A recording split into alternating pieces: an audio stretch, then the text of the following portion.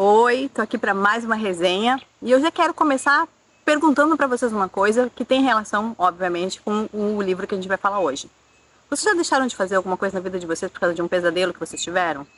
Assim, sei lá, deixaram de fechar um contrato, deixaram de fazer uma viagem, deixaram de ir para uma festa, ou quem sabe de repente vocês deixaram de comer carne por causa de um sonho que vocês tiveram, um pesadelo. Não sei vocês, mas a personagem do nosso livro hoje fez isso.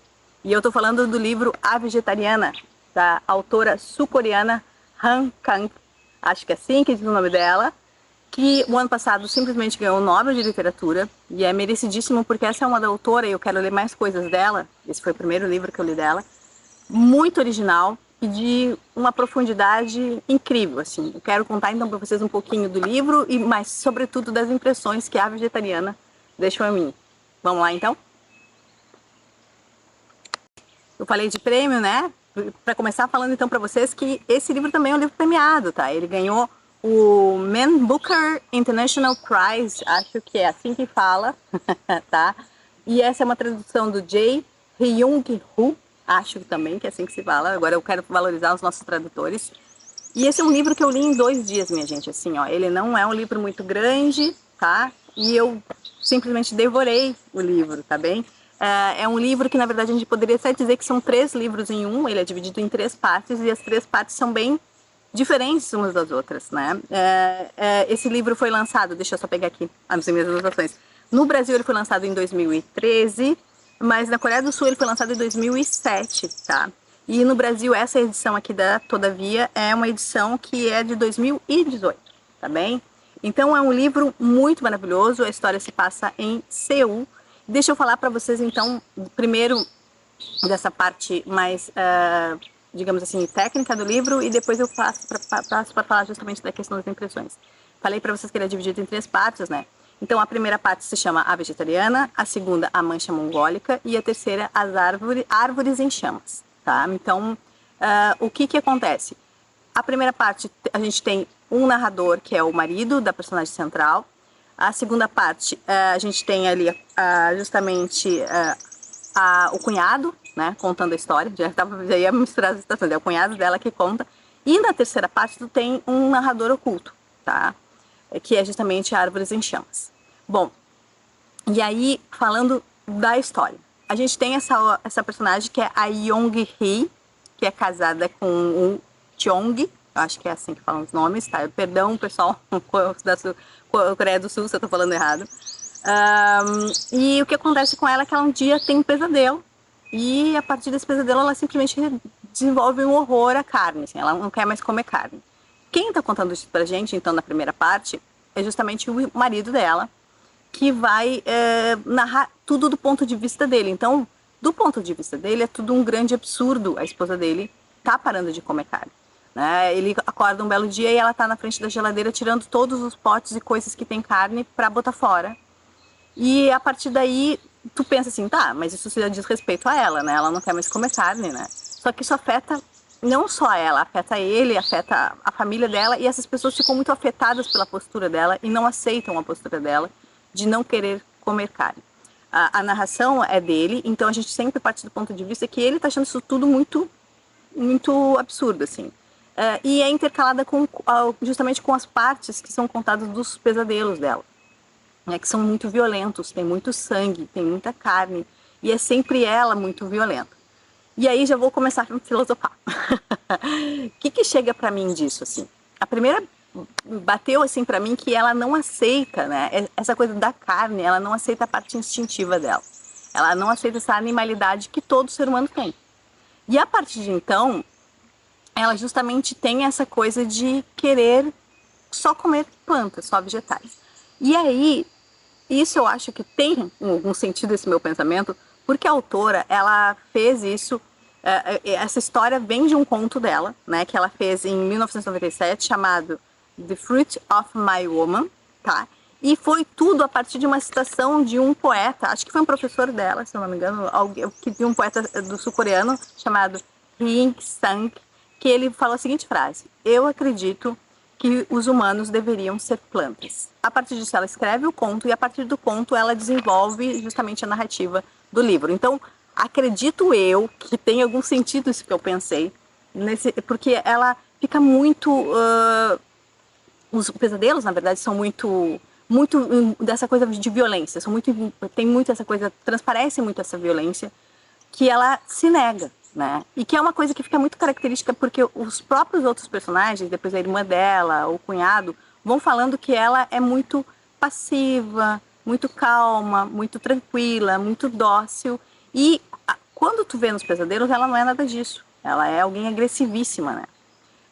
E essa primeira parte é bem chocante, assim, porque ela chega no momento que ela vai num almoço de família, vai se reunir com a família, e as pessoas não aceitam que ela não quer comer carne.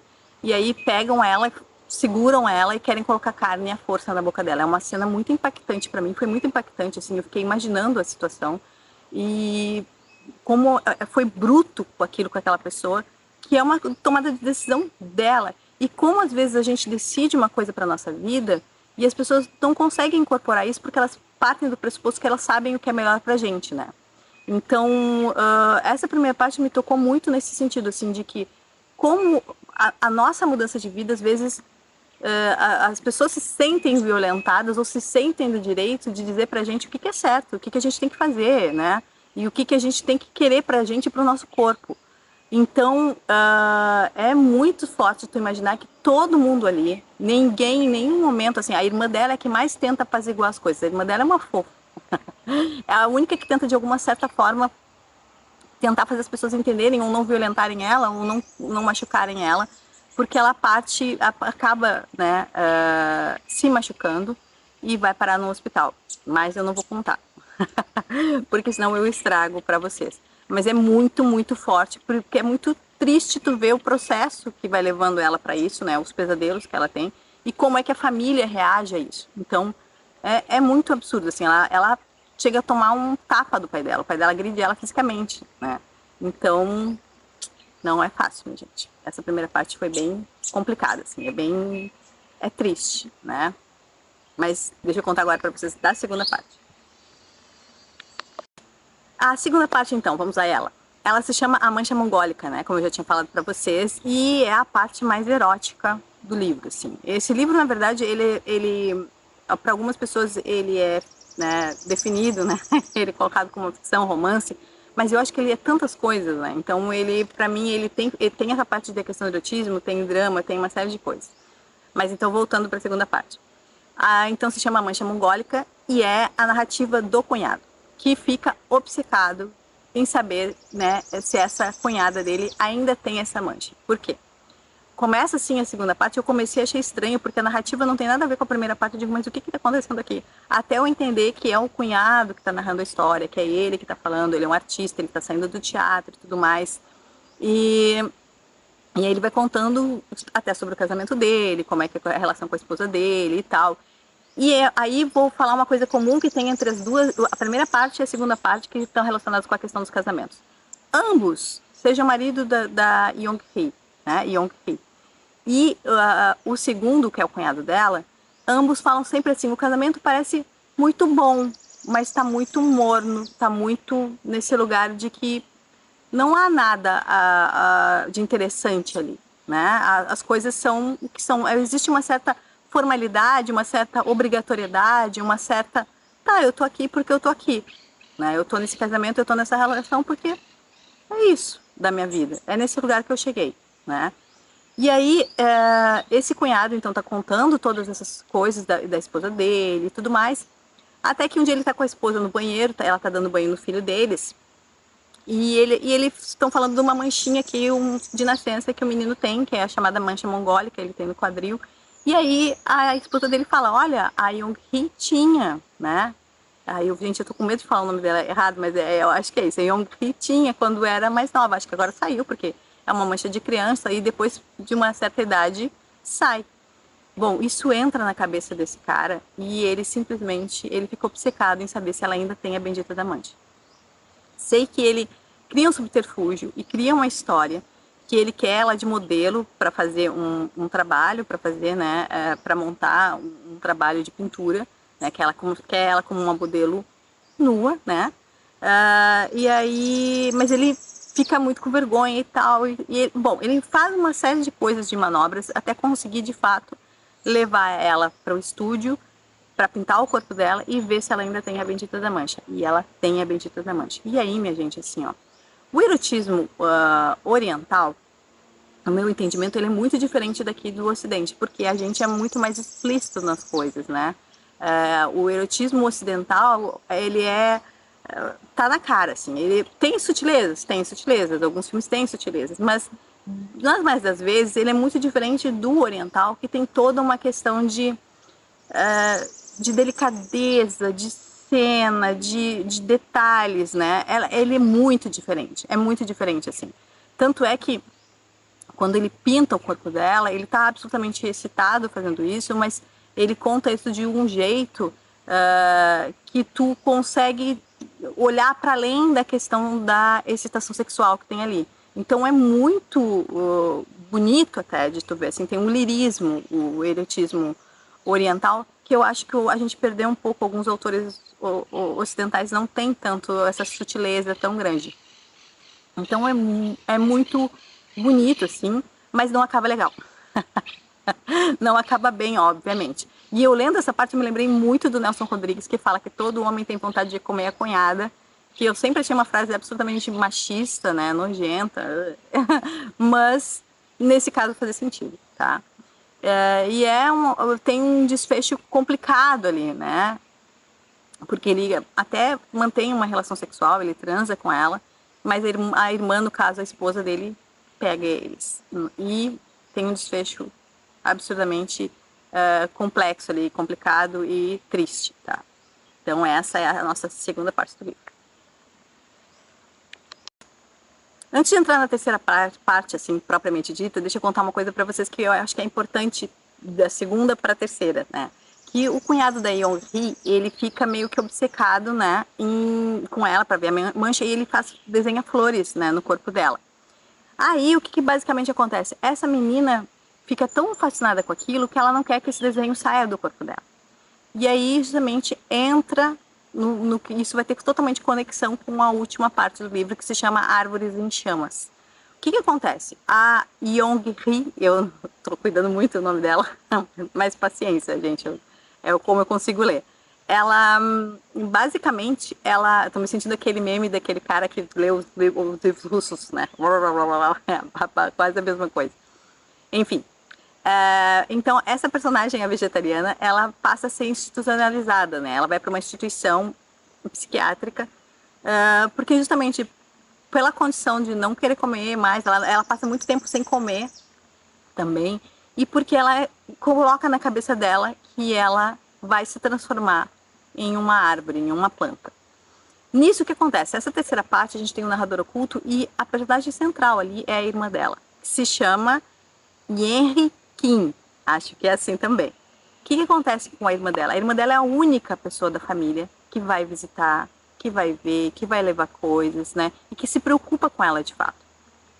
E é uma coisa muito tocante essa relação, porque a irmã dela coloca de lado toda a dor que ela está sentindo em relação ao final do casamento, porque o casamento dela acaba, né? A ter que deixar o filho em casa para ir visitar a irmã, a todas as questões com a família, com o pai, com a mãe. E aí, nessa viagem que ela vai fazendo para ir lá visitar a irmã, ela começa a lembrar de coisas da vida dela, ela começa a lembrar de como era a relação delas com a família quando elas eram criança. E aí ela fica pensando no que ela poderia ter feito para que isso não tivesse acontecido com a irmã dela. Porque ela ama muito a irmã dela, né? Então, é muito tocante. Foi a parte do livro que eu mais gostei. Eu achei, assim, linda, tristemente linda, né? Porque é muito triste ao mesmo tempo.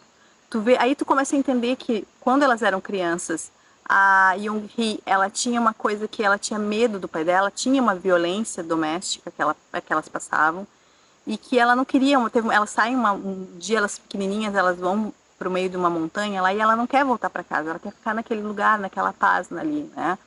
E aí a personagem vai contando isso pra gente, e eu tenho muito sentimento, assim, é muito sentido para ela, muito sofrido para ela não conseguir ajudar a irmã dela.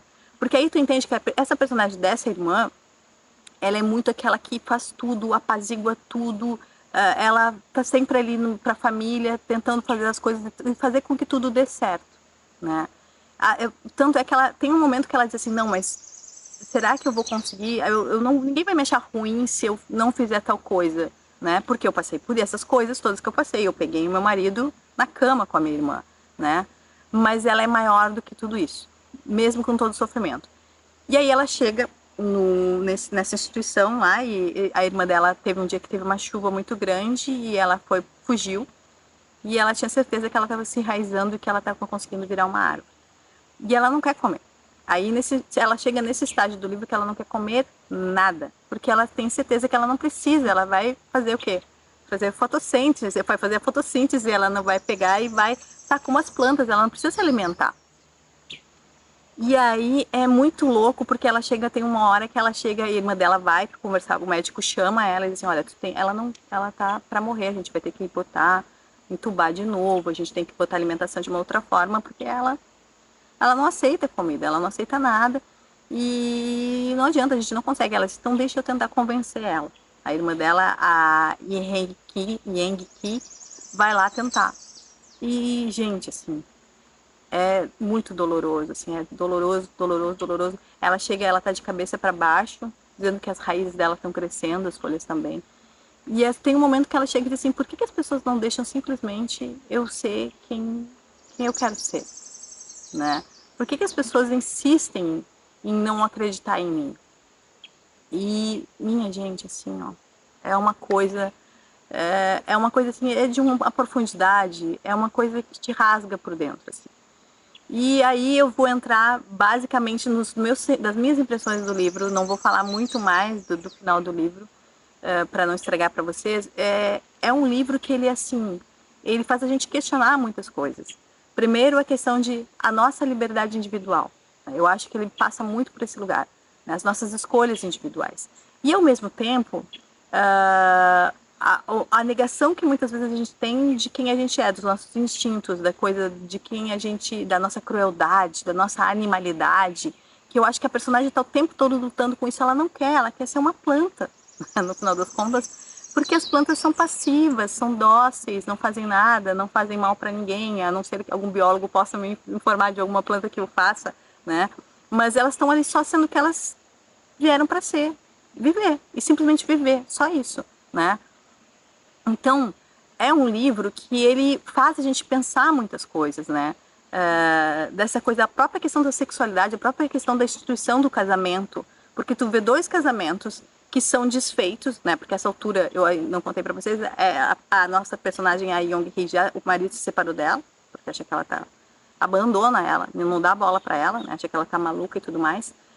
E esses são dois casamentos que estão falidos pela passividade dos maridos, pela questão pela comodidade, pela questão da própria forma como a sociedade coloca as coisas pra gente, e também sobre o que é normal, a questão da normalidade, né? E o que tu podes fazer diante de um sofrimento de um parente teu, de um amigo teu, que tu não consegue entrar dentro da pessoa para modificar o comportamento dela, né? E ao mesmo tempo tu quer respeitar essa pessoa. Tem uma hora em que todos os enfermeiros, tem uma junta de médicos e enfermeiros que eles vão pegar à força ela para colocar, né, como comida e tudo mais, e soro, e ela começa a chorar, e aí ela diz assim, eu não acredito que ela tinha toda aquela força. A irmã dela diz assim, porque ela se transforma como todo mundo quer fazer, e que ela se alimente contra a vontade dela, né? E o médico disse, eu te falei, ela tem muita força. E aí ela vê tudo aquilo, ela diz, parem, e ela se abraça com a irmã dela. Porque tu forçar uma pessoa a existir quando ela não quer mais existir, ou ela ser quando ela não quer mais ser, né? E aí a gente fica pensando ser, né? E eu fiquei pensando em milhares de coisas. Fiquei pensando em casos de eutanásia, eu fiquei pensando em casos em que a gente não aceita quando o outro está sofrendo, que a gente quer fazer alguma coisa para aquela pessoa.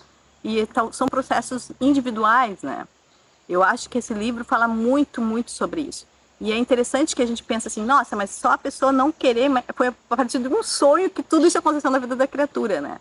Mas os sonhos dizem muito sobre a gente. Aí a gente é uma coisa de Freud, né? Que está no nosso inconsciente. E sobretudo para mim me tocou muito isso. Eu acho que ela não queria e ela não aceitava a instintividade dela, a agressividade dela, né?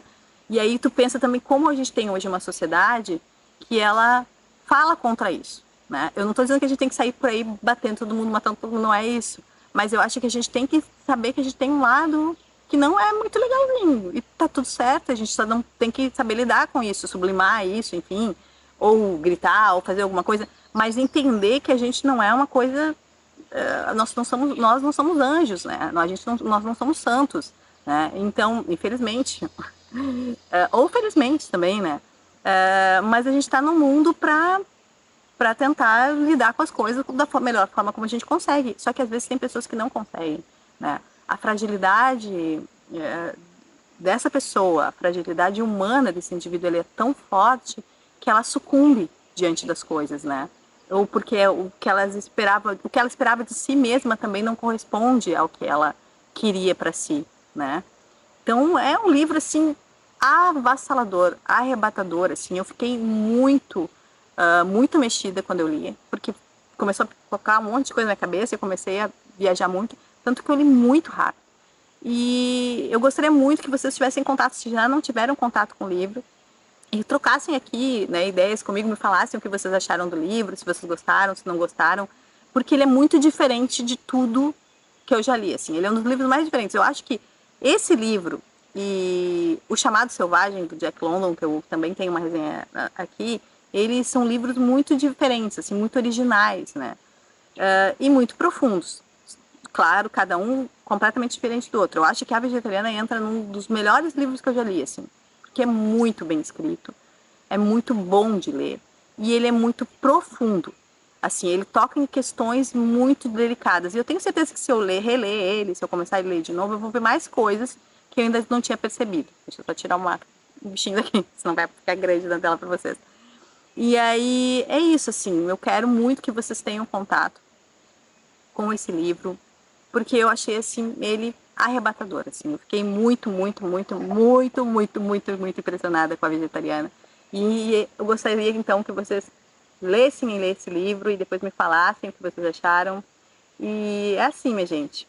É tipo uma fábula moderna e simplesmente linda. Linda e triste. Então, assim, é um livro que não passa em brancas nuvens. Sabe aquele livro, aquele memezinho que tem do... esse livro me fez sofrer horrores, adorei. É esse o livro, minha gente. Ele é único e eu tenho certeza que quem ler esse livro não vai ficar, né, imune a ele, tá bem? Então, até a próxima. Beijo grande e leiam A Vegetariana e leiam outros livros também. Tá?